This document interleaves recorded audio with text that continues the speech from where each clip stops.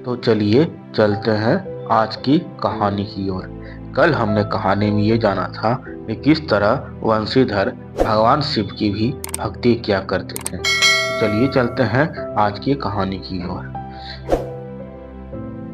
वह मंदिर में जाकर बड़ी श्रद्धा और प्रेम के साथ उमा महेश्वर की पूजा अर्चना करते और प्रेमानंद में विभोर होकर भोलेनाथ के गुणगान गाया करते।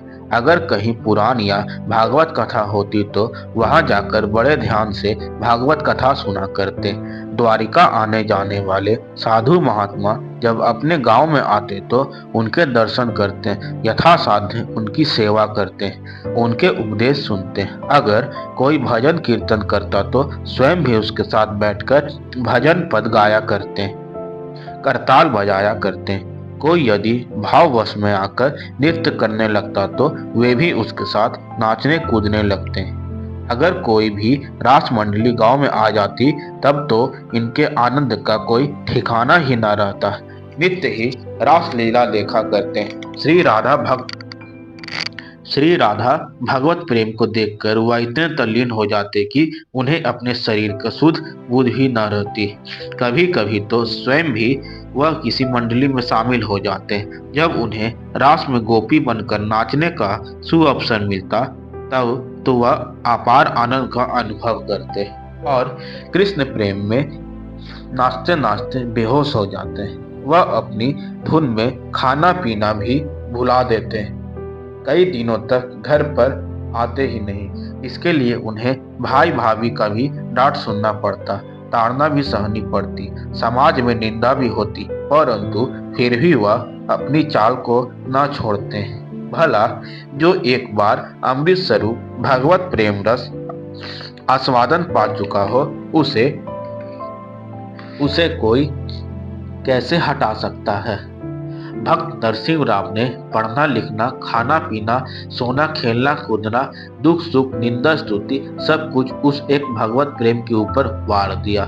वंशीधर ने उन्हें अपने मनोकूल ठीक मार्ग पर लाने के लिए बहुत प्रयत्न किया, पर वो किसी की भी ना सुने। भाभी ने भरपूर कोसने तथा पति पत्नी दोनों को कष्ट पहुंचाने में अपनी कोई कसर ना छोड़ी, परंतु जैसे काली कमरी चढ़क न दुजो रंग, नरसिंह नाम के पक्के रंग पर कोई दूसरा रंग न चढ़ा और धीरे धीरे उनकी उम्र भी प्राय 15 वर्ष की हो गई। भाई ने जब देखा कि अब उनका पढ़ना लिखना कठिन है तब उन्होंने उनको घोड़े की परिचर्या तथा घास काटने का कार्य सौंप दिया, परंतु इस काम से भी नरसिंह राम को कोई कष्ट नहीं हुआ। वह बड़ी प्रसन्नता के साथ भगवान नाम स्मरण करते हुए रात्रि भर सारा कार्य करने लगे।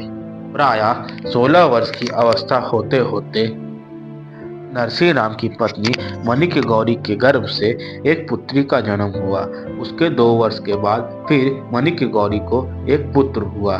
पुत्री का नाम कुंवरबाई और पुत्र का नाम श्यामल दास रखा गया। इस तरह नरसिंह राम को 2 संतानों के पिता होने का सौभाग्य प्राप्त हुआ, परंतु उनका यह सौभाग्य दुरित गौरी की आंखों का कांटा बन गया। एक तो यूं ही देवर देवरानी को देखकर वह सदा जला कर, अब उनके पारिवारिक वृद्धि उसके लिए और भी कष्ट देने लगा। भक्त दंपति यद्यपि सेवक सेविका की तरह दिन रात घर के सब छोटे बड़े काम किया करते थे, फिर भी दुरित गौरी यही समझती थी कि ये लोग मुफ्त ही घर में बैठकर खा रहे हैं और दिन पर दिन इनका खर्च भी बढ़ता ही जा रहा है। अतएव वह अब नित्य उनके कामों में अकारण दोष निकालने लगी और झूठी झूठी बातों से उनके विरुद्ध अपने पति के कान भरने लगी और नाना प्रकार का कारण दिखाकर उन्हें सताने लगी। वंशीधर यद्यपि यह जानते थे कि मेरी पत्नी बड़ी दुष्ट है, वे छोटे भाई और उसकी पत्नी पर झूठा आरोप लगाया करती है। वे बेचारे तो एकदम निर्दोष और पवित्र हैं, फिर भी कभी कभी पत्नी की बातों में आकर वह छोटे भाई को कुछ भला बुरा सुना दिया करते थे। इस तरह परिवार में कुछ कला होता था। वृद्धा जय कुंवरी को इस कला का भावी परिणाम स्पष्ट दिखाई दे रहा था, परंतु घर में मृत्युशैया पर पड़ी एक वृद्धा की बात कौन सुनता। वह चुपचाप सब देखा करती और धीरे धीरे उसकी अवस्था भी लगभग 94 वर्ष की हो गई। उसने मन में सोचा, अब मेरा जीवन बहुत थोड़ा है। अगर नरसिंह की लड़की का विवाह भी मेरे सामने हो जाता तो वह अपनी यह अंतिम अभिलाषा भी पूरी हो जाती। इस बेचारी का भी एक ठिकाना लग जाता। उन्होंने एक दिन वंशीधर को पास बुलाकर अपनी अभिलाषा प्रकट की।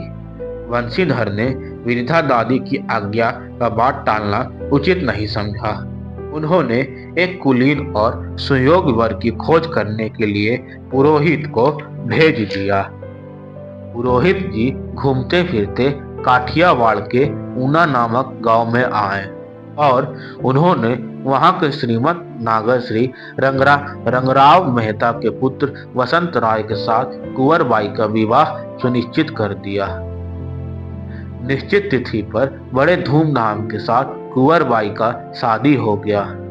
वृद्धा जय कुंवरी की अभिलाषा पूरी हुई और वह उसके लगभग 3 मास बाद शांतिपूर्ण इस संसार से सदा के लिए विदा हो गई।